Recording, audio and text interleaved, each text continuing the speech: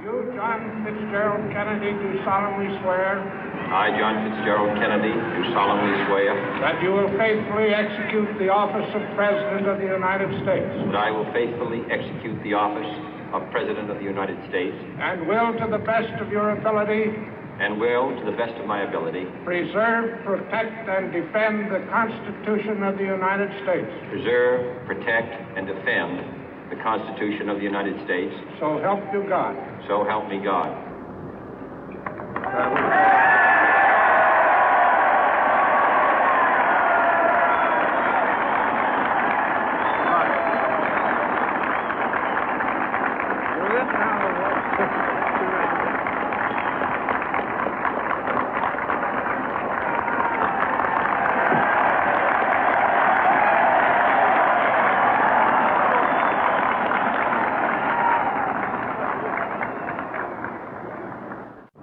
Vice President Johnson, Mr. Speaker, Mr. Chief Justice, President Eisenhower, Vice President Nixon, President Truman, Reverend clergy, fellow citizens. We observe today not a victory of party, but a celebration of freedom, symbolizing an end as well as a beginning, signifying renewal as well as change. For I have sworn before you and Almighty God the same solemn oath our forebears prescribed nearly a century and 3/4 ago. The world is very different now, for man holds in his mortal hands the power to abolish all forms of human poverty and all forms of human life. And yet the same revolutionary beliefs for which our forebears fought are still at issue around the globe. The belief that the rights of man come not from the generosity of the state, but from the hand of God. We dare not forget today that we are the heirs of that first revolution.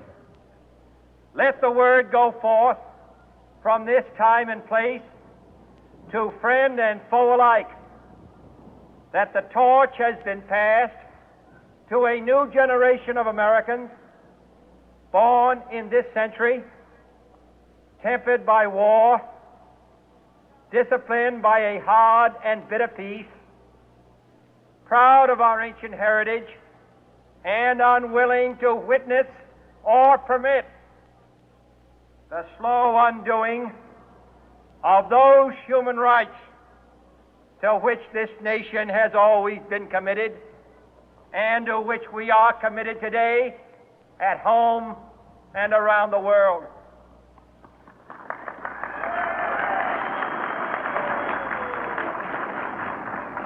Let every nation know, whether it wishes us well or ill, that we shall pay any price, bear any burden, meet any hardship, support any friend, oppose any foe to assure the survival and the success of liberty.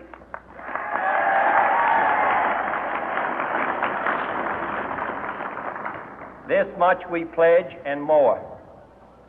To those old allies whose cultural and spiritual origins we share, we pledge the loyalty of faithful friends. United, there is little we cannot do in a host of cooperative ventures. Divided, there is little we can do, for we dare not meet a powerful challenge at odds and split asunder. To those new states whom we welcome to the ranks of the free, we pledge our word that one form of colonial control shall not have passed away, merely to be replaced by a far more iron tyranny. We shall not always expect to find them supporting our view, but we shall always hope to find them strongly supporting their own freedom, and to remember that in the past, those who foolishly sought power by riding the back of the tiger ended up inside.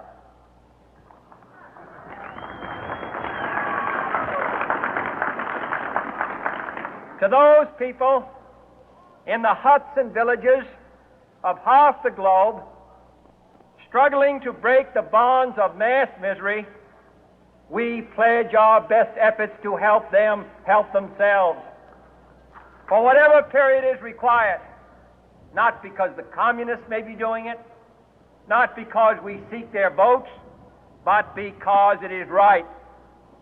If a free society cannot help the many who are poor, it cannot save the few who are rich.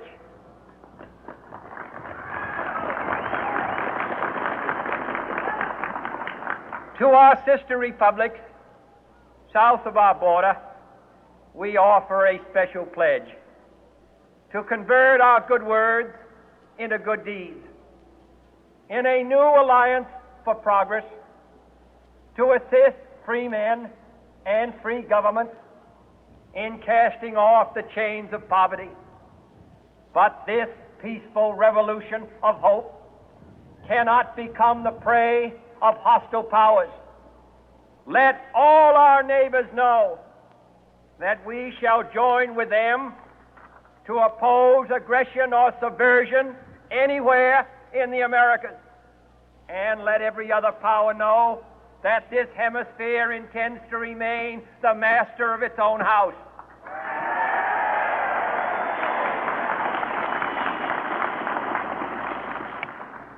To that World Assembly of Sovereign States, the United Nations, our last best hope, in an age where the instruments of war have far outpaced the instruments of peace, we renew our pledge of support to prevent it from becoming merely a forum for invective, to strengthen its shield of the new and the weak, and to enlarge the area in which its writ may run.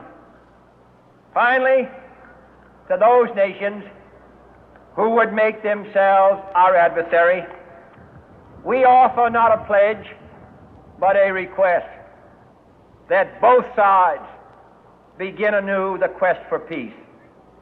Before the dark powers of destruction, unleashed by science, engulf all humanity in planned or accidental self-destruction, we dare not tempt them with weakness, for only when our arms are sufficient beyond doubt can we be certain beyond doubt that they will never be employed.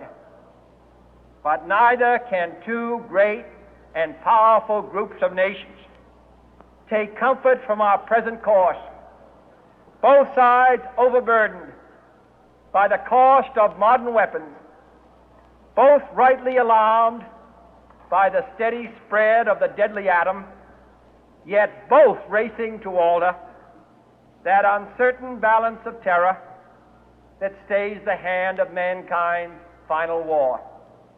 So let us begin anew, remembering on both sides that civility is not a sign of weakness, and sincerity is always subject to proof.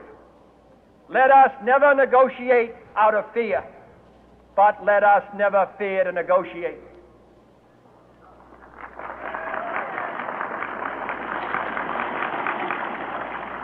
Let both sides explore what problems unite us, instead of belaboring those problems which divide us. Let both sides, for the first time, formulate serious and precise proposals for the inspection and control of arms, and bring the absolute power to destroy other nations under the absolute control of all nations.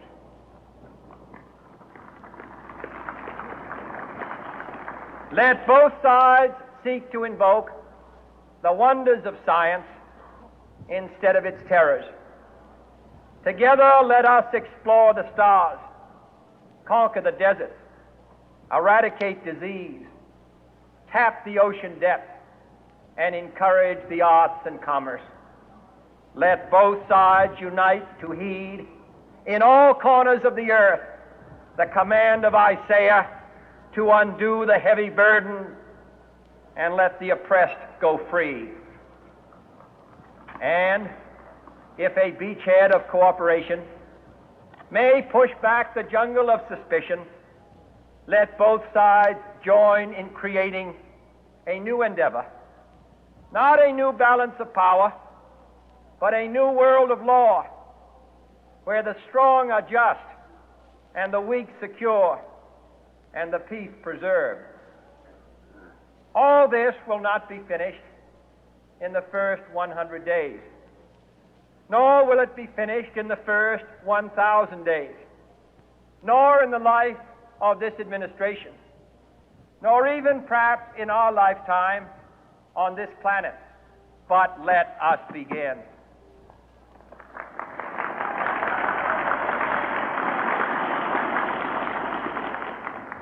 In your hands, my fellow citizens, more than mine, will rest the final success or failure of our course. Since this country was founded, each generation of Americans has been summoned to give testimony to its national loyalty. The graves of young Americans who answered the call to service surround the globe. Now the trumpet summons us again, not as a call to bear arms, though arms we need, not as a call to battle, though in battle we are, but a call to bear the burden of a long twilight struggle, year in and year out, rejoicing in hope, patient in tribulation, a struggle against the common enemies of man, tyranny, poverty, disease, and war itself. Can we forge against these enemies a grand and global alliance, north and south, east and west, that can assure a more fruitful life for all mankind? Will you join in that historic effort?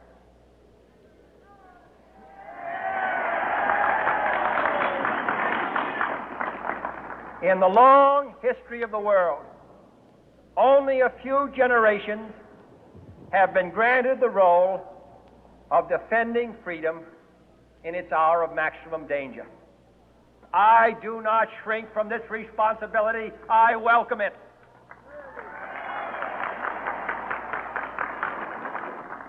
I do not believe that any of us would exchange places with any other people or any other generation. The energy, the faith, the devotion which we bring to this endeavor will light our country and all who serve it, and the glory